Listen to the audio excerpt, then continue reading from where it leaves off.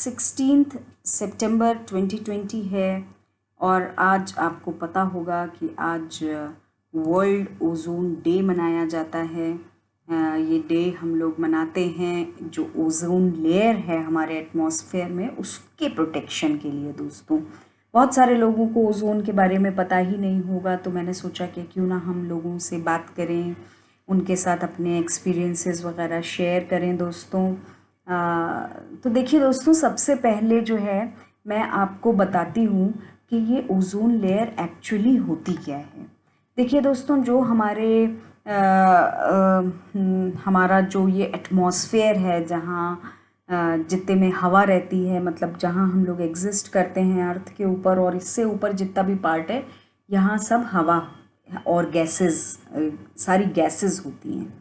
ठीक है दोस्तों, तो इसके अराउंड, जैसे अगर हम अपनी अर्थ say about let's say 15 kilometre ऊपर और अप टू 35 किलोमीटर्स जाते हैं दोस्तों, तो यहाँ पर एग्जिस्ट करती है हमारी ओजोन लेयर।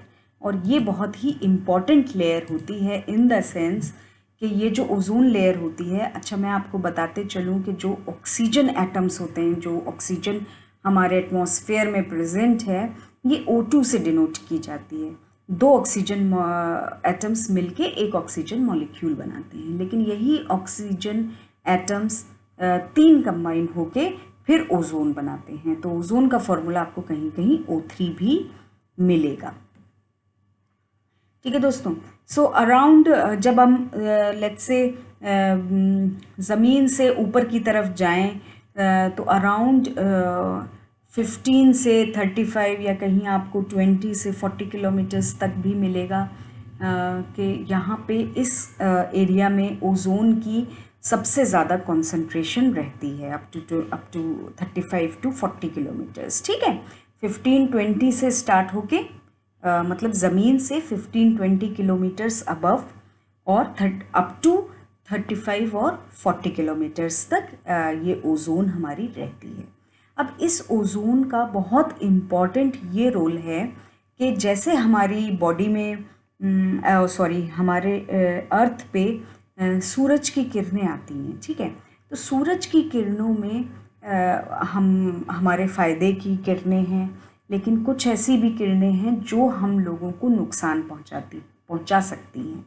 ये किरणें कहलाती हैं अल्ट्रावायलेट रेडिएशंस, या यूवी लाइट भी बोलते हैं इसको। तो ये जो रेडिएशंस होते हैं, स्पेशली इसके तीन टाइप्स होते हैं, ABC।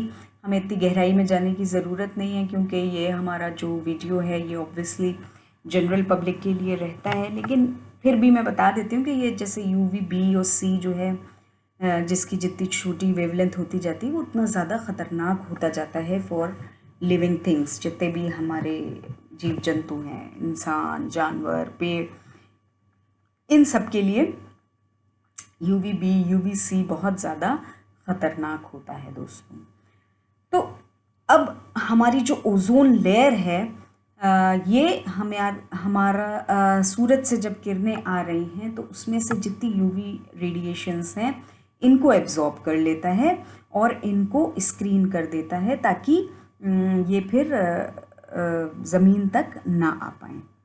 तो इसका बहुत इम्पॉर्टेंट रोल रहता है कि हम लोग जो हैं UV रेडिएशंस, जो ख़तरनाक रेडिएशंस हैं, उससे जो है हम लोग इंटरेक्ट नहीं करते फिर। तो ये हम लोगों को एक तरीके से जो सूरज की किरणों में नुकसानदेह चीज़ें हैं उनसे बचाता है। तो दोस्तों, सबसे पहले मैं आपको बताऊं कि 1985 में लोगों ने ये साइंटिस्ट्स ने ये डिस्कवर किया कि जो ओजोन है ये हमारे जो मतलब एटमॉस्फेयर है इससे कम हो रही है। अगर ये कम हो जाएगी दोस्तों, तो ऑब्वियसली आप इमेजिन कर सकते हैं कि UV लाइट से जो है वो शील्ड नहीं हो पाएगी, UV लाइट फिल्टर नहीं हो पाएगी ओजोन लेयर से, और फिर जो है उसके जितने भी जो भी हार्मफुल इफ़ेक्ट्स हैं वो हमारे वर्ल्ड पे होने लगेंगे। तो दोस्तों, मैं आपको ये बताना चाहती हूँ कि इट वाज इन 1985 जब वियना कन्वेंशन हुआ था, और साइंटिस्ट्स ने ये डिसाइड किया था, ये और पॉलिसी मेकिंग बॉडीज़ ने और साइंटिस्ट्स ने मिल के ये डिसाइड किया था कि हमें ओजोन लेयर को प्रोटेक्ट करना है। वो सारे कॉजेज़ आइडेंटिफाई करने हैं जिसकी वजह से एयर डिप्लीशन, ये ओजोन लेयर डिप्लीशन होती है, मतलब ओजोन लेयर कम होती है, और फिर उनको हमें इम्प्लीमेंट करना है उन चीज़ों को। तो ये वियना कन्वेंशन हुआ था 1985 में। और दोस्तों इसके बाद मॉन्ट्रियल प्रोटोकॉल में ये चीज़ आइडेंटिफाई की गई थी कि क्या क्या चीज़ों से इफ़ेक्ट, हार्मफुल इफ़ेक्ट होता है, और कि हमें क्या स्टेप्स लेने होंगे to protect against, protect our ozone layer. तो ये बहुत ही इम्पॉर्टेंट चीज़ें थी जो स्टेप्स लिए गए थे। तो दोस्तों क्योंकि ये इसकी शुरुआत 1985 से हुई थी और इस बात को 35 साल हो चुके हैं। सो इस साल यानी 2020 के 16 सितंबर को आज पूरी दुनिया हमारी सेलिब्रेट कर रही है 35 years of global ozone layer protection.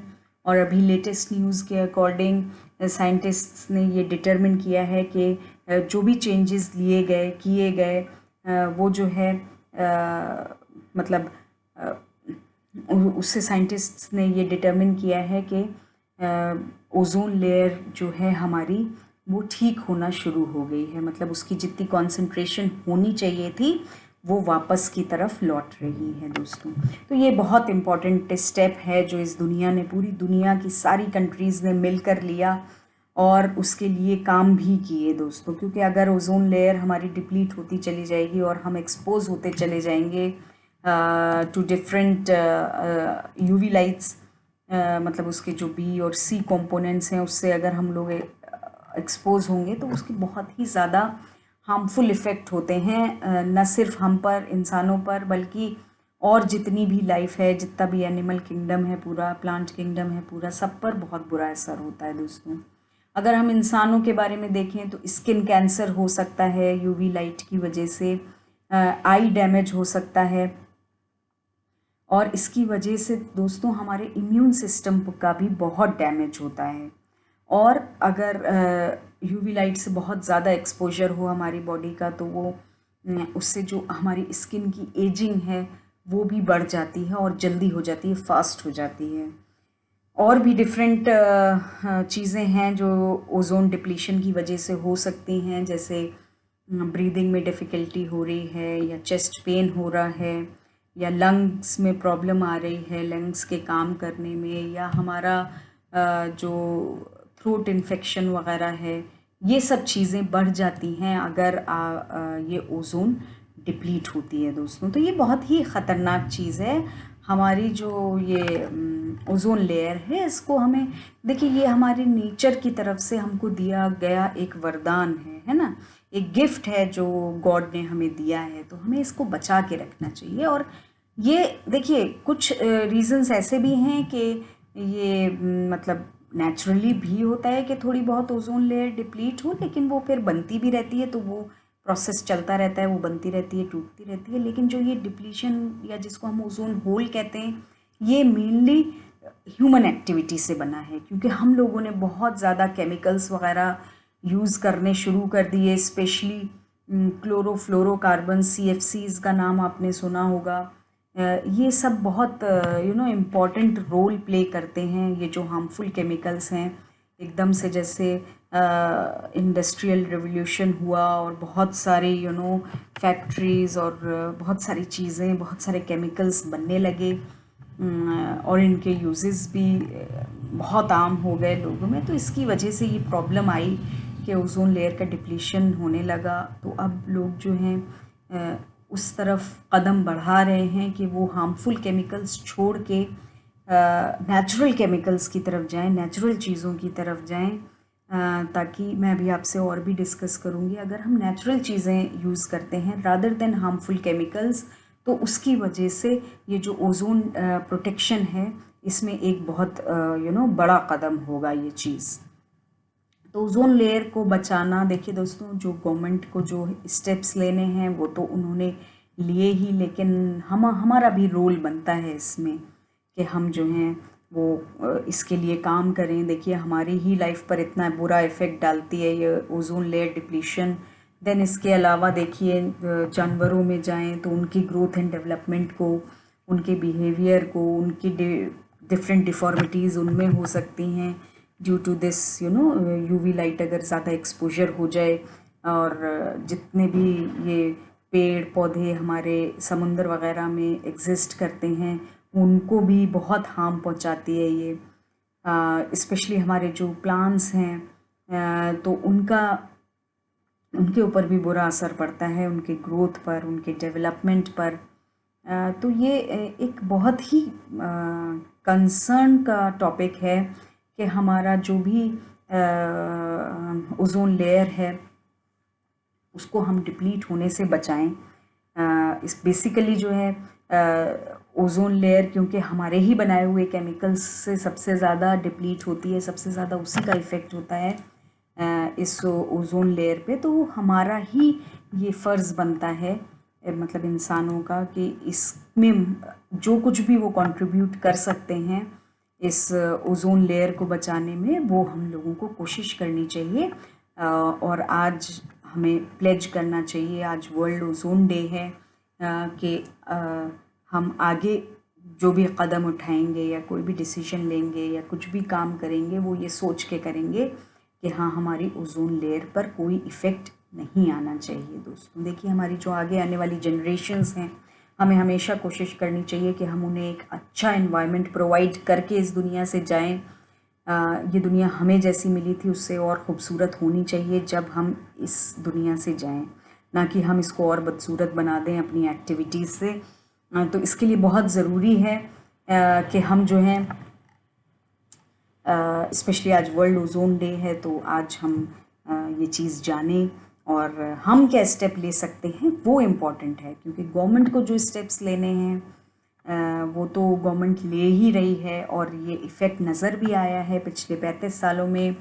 सारी दुनिया की गवर्नमेंट्स ने ये एक इफ़ेक्ट लिया और ये बहुत बड़ी चीज़ मानी जाती है क्योंकि ये एक ऐसा टॉपिक था जिस पे पूरी दुनिया के लोग मिलकर उन्होंने काम किया। पूरी दुनिया की सारी कंट्रीज़ ने एकजुट होकर और एक साथ डिसीजन लेकर इस पर काम किया and they have really achieved good results.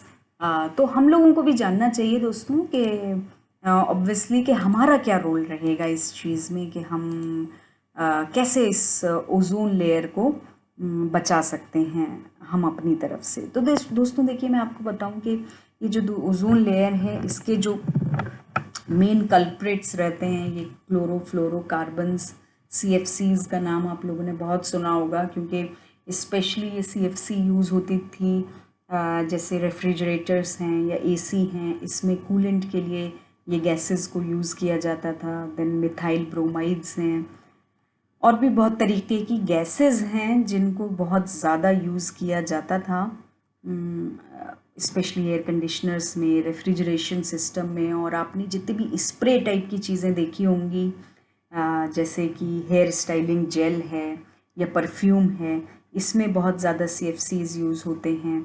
और फिर जैसे क्लीनिंग एजेंट्स हैं उसमें क्लोरीन बहुत ज़्यादा यूज़ होता है। तो क्लोरोकार्बन्स जो हैं वो काफ़ी नुकसान पहुंचाते हैं इनको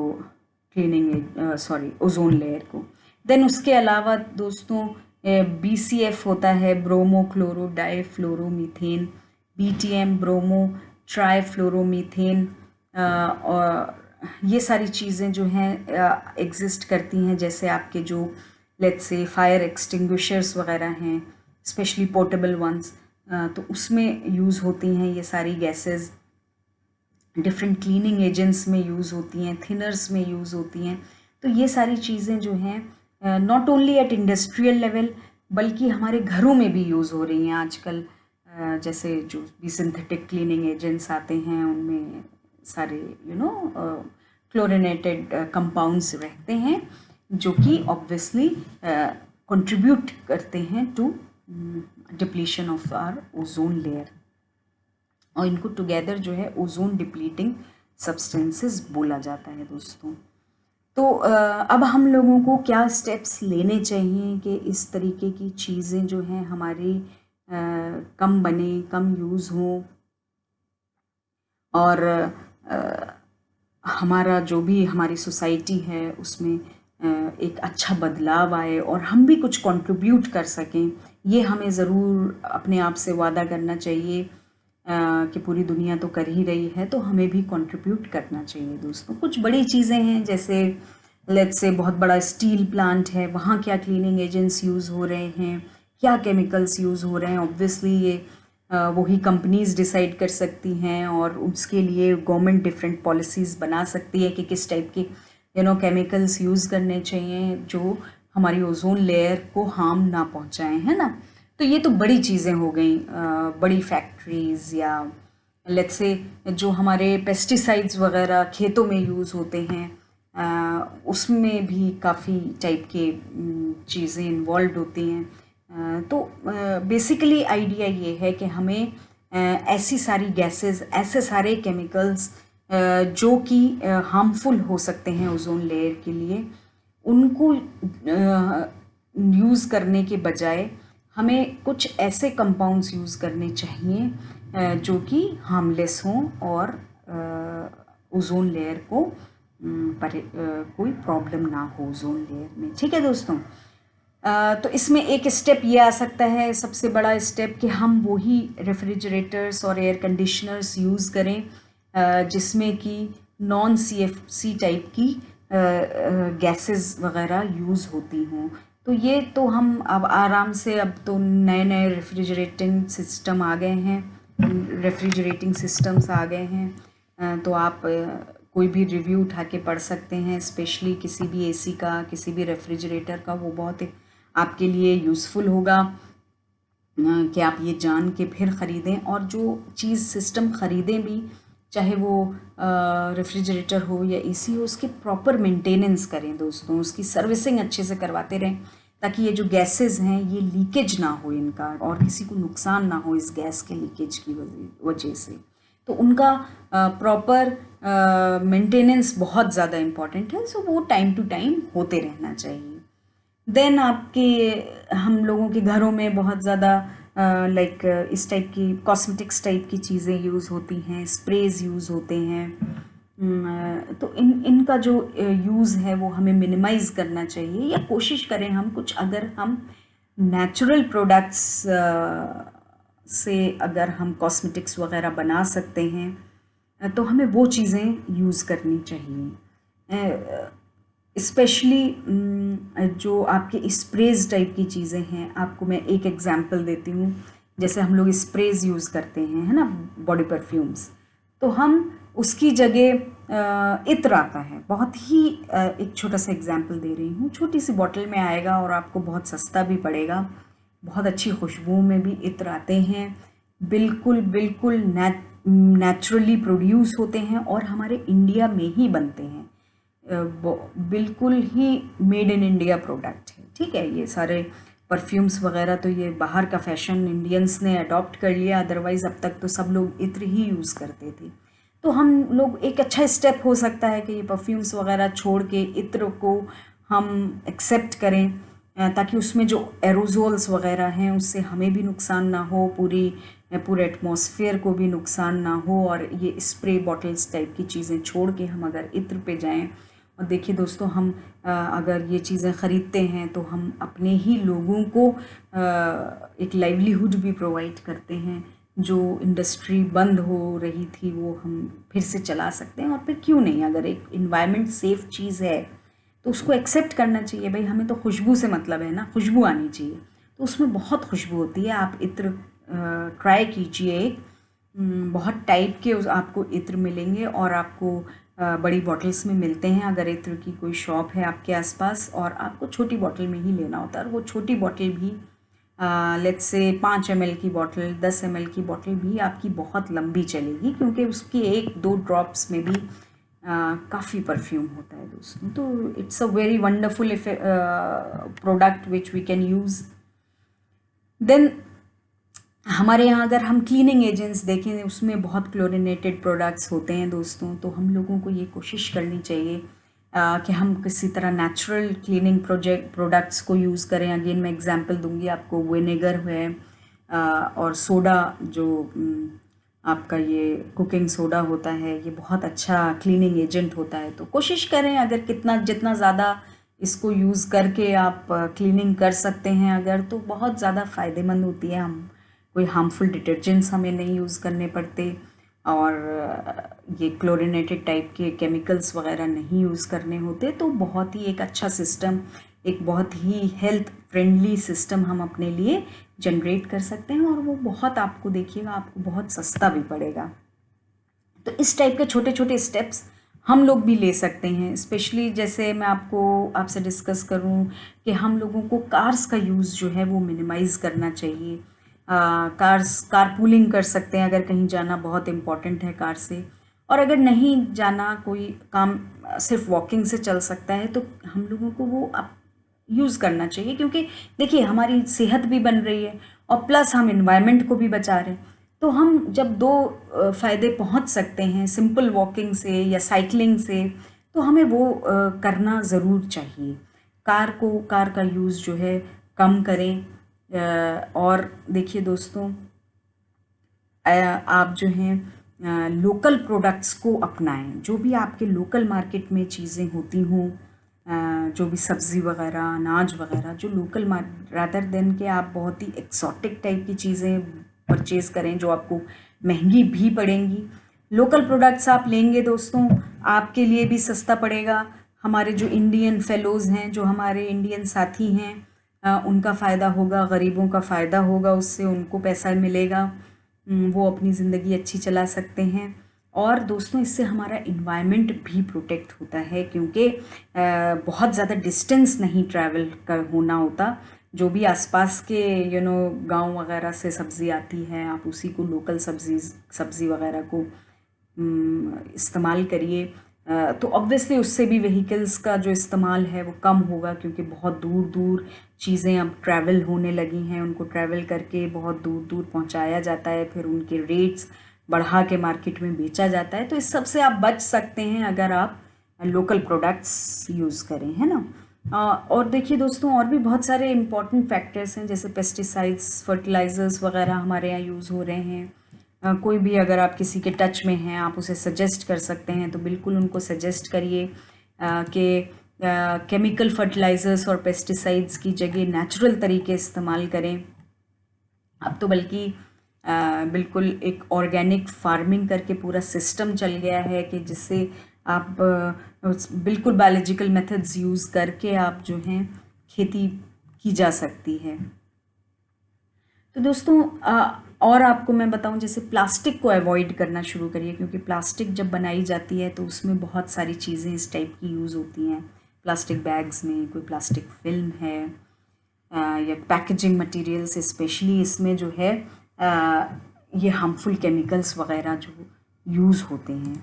तो ये सारे मतलब बहुत छोटे छोटे स्टेप्स हैं जो हम लोग ले सकते हैं। बड़े स्टेप्स हैं, ऑब्वियसली गवर्नमेंट को पॉलिसीज़ बनानी पड़ेंगी। जो बड़ी फैक्ट्रीज़, इंडस्ट्रीज़ हैं, उनको इसमें हाथ बढ़ाना पड़ेगा, और लोग जो हैं वो हाथ बढ़ा भी रहे हैं। इंडिया का बहुत बड़ा रोल रहा है इस चीज़ में। और अब तो अच्छी न्यूज़ भी आ रही है कि लोग जो हैं इस चीज़ को, ये जो हमारी ओजोन लेयर है ये वापस हीलिंग की तरफ बढ़ रही है। तो ये एक बहुत ही अच्छा इम्पॉर्टेंट हम लोगों के लिए काम होगा। ये छोटी चीज़ें, जैसे नेचुरल चीज़ें हम एक्सेप्ट करें अपनी लाइफ में, कोई भी स्प्रेज वगैरह की जगह, रूम फ्रेशनेस की जगह, और कोई भी स्प्रे टाइप की चीज़ें हैं उनकी जगह हम नेचुरल चीज़ें इस्तेमाल करना स्टार्ट करें। दोस्तों हम आपके लिए और वीडियोस भी लाते रहेंगे कि ये स्पेशली हार्मफुल केमिकल्स छोड़ के एक नेचुरल लाइफ आप कैसे अडॉप्ट कर सकते हैं। आप हमारे और वीडियोस भी देख सकते हैं। हम आपसे डिफरेंट इंग्रेडिएंट्स शेयर करते रहेंगे कि नेचुरल लाइफस्टाइल जो है दोस्तों वो सबसे अच्छी लाइफस्टाइल होती है। क्योंकि ऊपर वाले ने कुछ चीज़ें हमें दी हैं जो नेचुरली हमारे पास अवेलेबल हैं, तो हम उनको यूज़ करके ही जो भी अपनी ज़िंदगी हम गुजार रहे हैं उसको अच्छा बनाने की कोशिश कर सकते हैं। तो दोस्तों, आप लोग भी मेरी ये अपील है on this world ozone day कि हम लोगों को भी इसमें कदम आगे बढ़ाना चाहिए। पूरी दुनिया कर रही है तो हमें भी करना चाहिए, हमें अपना रोल प्ले करना चाहिए। देखिए दोस्तों, आप क्या मैं भी ये चीज़ सोचते हैं कि अरे भाई एक आदमी के करने से क्या होता है, या एक बार स्प्रे कर लेंगे तो क्या होता है। लेकिन आप ये सोचिए, अगर एक आदमी डिसीजन लेगा और ऐसे बहुत सारे लोग डिसीजन लेंगे तो रैली में कुछ अच्छा फ़ायदा हो सकता है। हमें अपने कंट्रीब्यूशन के बारे में सोचना चाहिए, वो चाहे कितना भी छोटा कदम हो, है ना। तो इसमें सिंपल है, आपको केमिकल्स, जो भी आपके आसपास केमिकल्स आपको नज़र आ रहे हैं उनको छोड़ के आप कुछ नेचुरल चीज़ें यूज़ करना स्टार्ट करिए, और आप भी इन्वायरमेंट को प्रोटेक्ट करने में अपना कंट्रीब्यूशन दीजिए। दोस्तों, कोशिश करिए कार्स और ये सब चीज़ें कम यूज़ करें, उसके बजाय आप साइकिलिंग करें, आप पैदल जाएं, जितना भी हो सके। कहीं जाना ज़रूरी है तो ऑब्वियसली इंसान जाएगा ही, लेकिन अगर आप ऐसा करते हैं, साइकिलिंग करते हैं, पैदल जाते हैं, तो आपकी भी हेल्थ बनेगी, है ना। तो भाई एक काम करके, एक स्टेप लेके अगर दुगना फ़ायदा हो सकता है तो हमें करना चाहिए। हमें ये नहीं सोचना चाहिए कि हमको कितनी परेशानी होगी। देखिए दोस्तों, हम यही फिर टाइम निकालेंगे, जिम जाएंगे, और जिम में जो है अपना पैसा भी लगाएंगे, और जो है अगर हमारी सेहत ख़राब हो जाती है तो फिर डॉक्टर को भी पैसे देंगे। तो इससे अच्छा है कि अभी हम मेहनत कर लें और अपने इन्वायरमेंट को भी प्रोटेक्ट करें। तो ऐसे छोटे छोटे स्टेप्स आप भी ले सकते हैं और एक अच्छी ज़िंदगी की तरफ आप भी कदम बढ़ा सकते हैं दोस्तों। ओके दोस्तों, तो अब मैं अपना वीडियो यहीं पे बंद करती हूँ। आपको अगर हमारा वीडियो पसंद आया तो प्लीज़ लाइक करें, शेयर करें और हमारे चैनल को सब्सक्राइब करें। अच्छी ज़िंदगी गुजारने के लिए क्या क्या इम्पोर्टेंट चीज़ें चाहिए वो हम आपके साथ डिस्कस करते रहेंगे। हम भी चाहते हैं हमारी ज़िंदगी अच्छी बने। This is just a journey. YouTube पे हम आए हैं ताकि बहुत कुछ सीख सकें। आप भी हमें कमेंट करिए, हमें बताइए क्या स्टेप आपने लिया और क्या आप सजेशन हमको देना चाहेंगे on this world ozone day, कि हम कैसे अपने ओजोन लेयर को प्रोटेक्ट करें, इसके लिए हमें क्या कदम बढ़ाना है। ओके दोस्तों, थैंक यू दोस्तों।